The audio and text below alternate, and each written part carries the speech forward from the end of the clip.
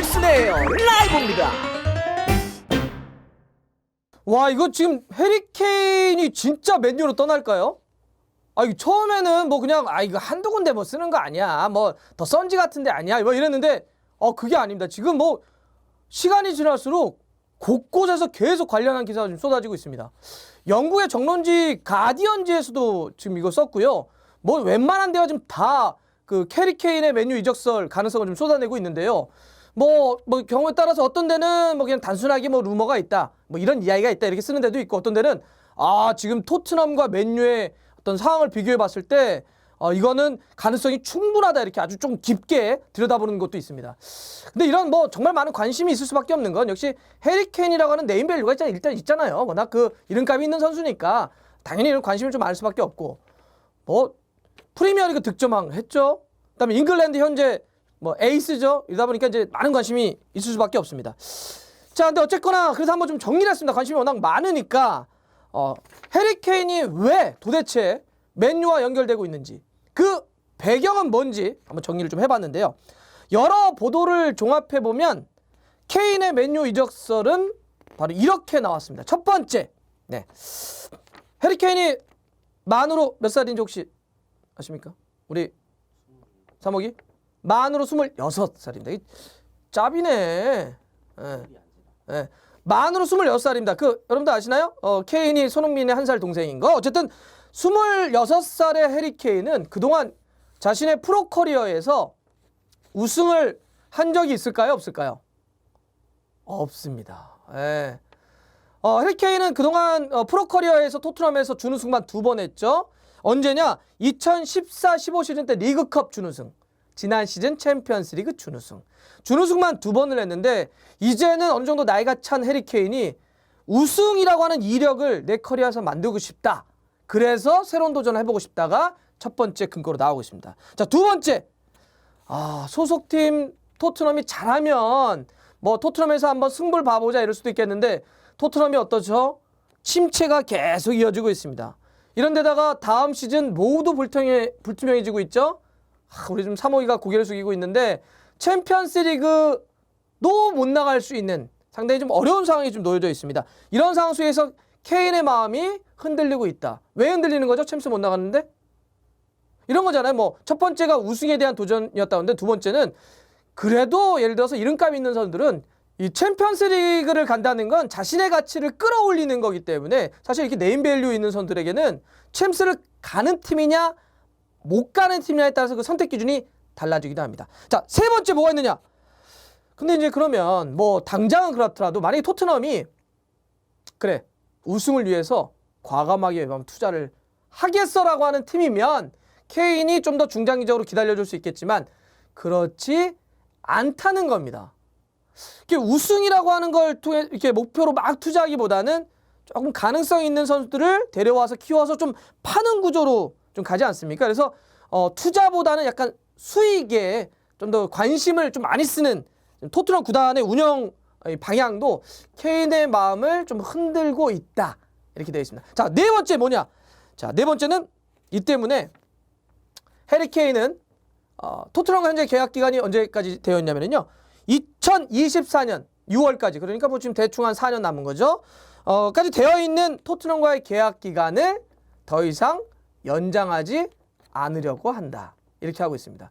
지금 뭐 토트넘 측에서는 주급을 좀 더 올려줄 수도 있다, 이런 이야기를 흘리고 있다라고 하는데, 케인은 저는 우승도 도전도 해야 되고요, 챔스도 좀 불투명한 것 같고, 내가 또 중장기적으로 보더라도 뭐 이렇게 달라질 게 별로 없는 것 같은데요. 우리는 우승 목표라는 데가 아니잖아요. 이런 것 때문에 이제 재계약 의사가 없다, 이런 겁니다.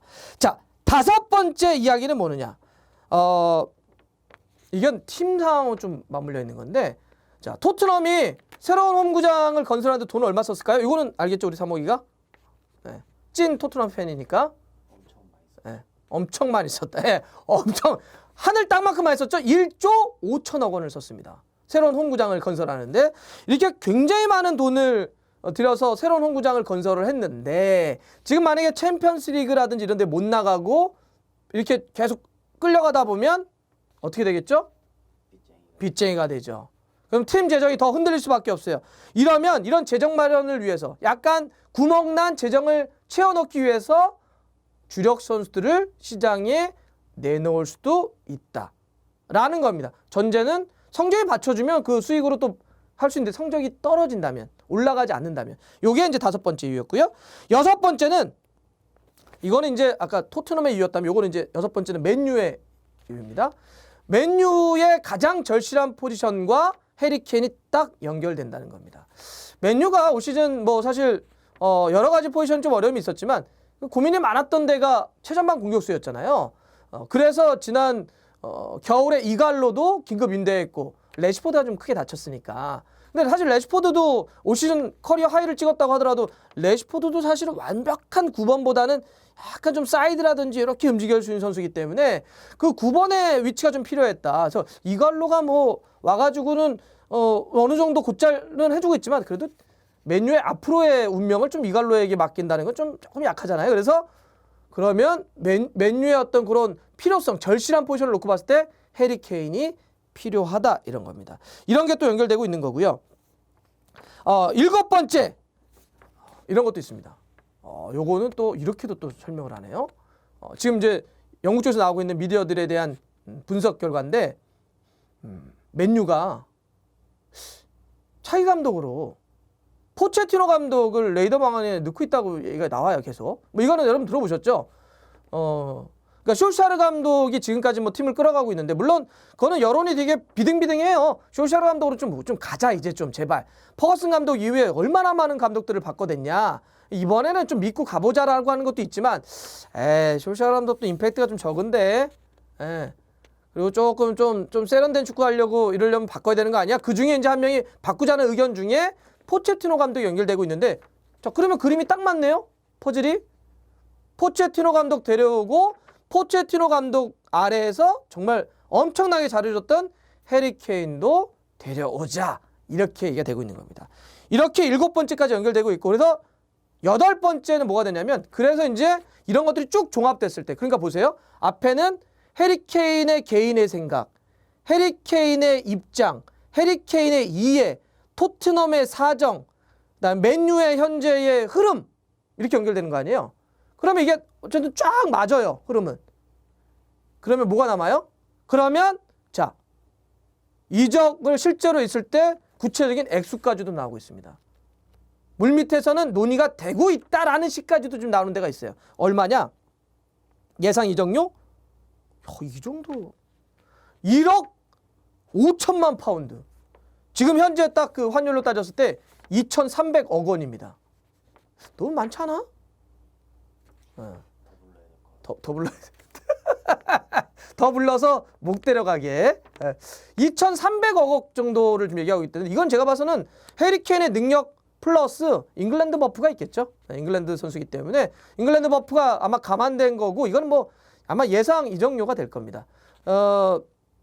근데 이거는 또 이제 협상하는 과정에 또 다를 거고 물론 이건 계속 말씀드리지만 썰입니다. 썰. 이적 시장이 닫혔기 때문에 여름 이적 시장까지 남았기 때문에 지금 뭔가 이렇게 될 거라는 게 아니라 연구에서 나오고 있는 이적서를 쭉 종합해서 흐름을 제가 좀 정리해 드리는 겁니다. 현재 한 2,300억까지도 예상 그 이적료가 발생할 수 있다 이런 얘기 나오고 있습니다. 근데 이거 덧붙여서 또 이제 어떤 게 있냐면 이거는 토트넘 팬들이라든지 아니면 요 이적설에 대해서 조금 비판적으로 비관적으로 바라보신 분들의 입장 중에 하나인데 이런 겁니다. 만약에 물론 해리 케인이 안 떠날 가능성이 있지만 떠난다고 하더라도 맨유를 포함을 해서 프리미어리그 내로 이적은 안 할걸. 가도 저기 바다 건너가지고 유럽 다른 데를 가지 프리미어 리그 내로는 안 보낼걸. 우리 계속 그래요. 사모기도 진짜 우리 해리 케인은 토트넘이 남을 거예요. 여기 지금 런던 팀에 남을 겁니다. 런던에도 다른 팀 많아. 런던 팀에 남을 겁니다. 이렇게 얘기했는데 그런데도 이제 이런 거잖아요. 그 만약에 떠나도 잉글랜드는 안 돼요. 이런 거예요. 라이벌 팀 어떻게 보냅니까? 이런 건데 그게 이제 저런 얘기를 하는 거죠. 얼마 전에 에릭센 보내도 다른 데로 보내버리잖아요. 그 다음에 좀 가더라도 모드리치, 뭐 베일 보내더라도 비싼 돈 주고 이제 밖으로 보냈단 말이에요. 근데 이제 그러면 뭐 사례가 없으냐? 그건 아닙니다. 2008년에 누구를 토트넘이 바로 맨유로 보내죠? 바로 백작 불가리아 베르바토프가 갔습니다. 물론 그때와 지금은 사정이 다르다라고 우리 사모기가 계속 저한테 외치고 있습니다. 뭐가 다르다는 거야? 그때는 우리가 좀 약했고. 우리가 약했다. 아까는 뭐 지읍밥이라며. 지금은 좀 좋아졌다. 지금은 현재 지금 순위가 어떻게 돼? 토트넘이? 지금은 한 10손가락 손가락 안에. 그래서 물론 이제 그때와 지금 좀 팀의 사정이 다르지 않아요. 근데 뭐 밖에서 객관적으로 바라보는 거 크게 지금 현재로서는 안 다를 수도 있을 뿐더러. 근데 사정 제가 봤을 때 저건 좀 달라요. 그때도 사실 베르바토프가 쉽게 넘어간 건 아닙니다. 그때 보내달라고 레비 회장하고 엄청나게 갈등을 빚었어요. 막 사무실에도 찾아가서 뭐도 했다 그러고 약간 태업도 했다 그러고 그래서 이적 시장 마지막까지 그리고 레비 입장에서도 계속 시간을 끌어가지고 막 빵 터뜨렸죠. 엄청나게 큰 이적료를 갖고 데려갔는데 어쨌든 돈 많이 준다 그러면 가겠지. 그러니까 그게 한 2,300억까지 나오고 있는 겁니다. 그래서 이런 겁니다. 지금 이적설은 이런 흐름으로 좀 얘기가 나오고 있다. 계속 말씀드리지만 근데 이적설이라고 하는 건 진짜 옷 입고 찍어보긴 해야 되는데 근데 어쨌든 약간 토트넘 입장에서는 지금 상황이 안 좋은 건 사실인 것 같아요. 예. 왜냐하면 지금 팀 성적이 워낙 안 좋고 또 해리 케인은 자신의 커리어에 우승 한번 해보자. 이런 어떤 생각을 간절하게 한다 그러면서 아마 여러분들 한번 쭉 찾아보세요. 그러면 외신들은 물론 코멘트를 단 건 아닙니다. 해리 케인의 코멘트가 나온 건 아니지만 뉘앙스들은 다 그래요. 해리 케인이 마음을 그렇게 먹고 있다. 측근의 말을 빌려서 보도하고 있는 그런 현재 상황입니다. 자, 네, 여러분들 이렇게 되면 이제 또 관심은 또 뭐가 있을까요? 그렇게 된다면 손흥민 남아야 된다. 자, 해리 케인이 만약에 팀을 떠난다고 한다면 손흥민 선수에게도 영향은 당연히 불가피하죠. 당연한 거잖아요. 예. 손흥민이 선택할 수 있는 건 맞이할 수 있는 상황은 세 가지가 될 겁니다. 첫 번째, 해리 케인이 떠났고 추가 영입이 되지 않으면 손흥민이 그야말로 에이스 놀이를 해야 돼요. 그런 어떤 부담감 혹은 그 역할을 얼마큼 소화해낼 것인가. 이게 첫 번째 맞이할 수 있는 상황이고요. 두 번째는 해리 케인이 떠나고 그 자리에 다른 공격수를 와서 온다면 어떻게 해야 돼요? 경쟁을 하거나 혹은 조합을 해야 되겠죠. 요게 두 번째 상황. 세 번째 뭡니까? 함께 떠나는 겁니다. 다른 팀으로. 어떤 팀이 될지 몰라도 떠나는 선택도 할 수도 있죠. 같이.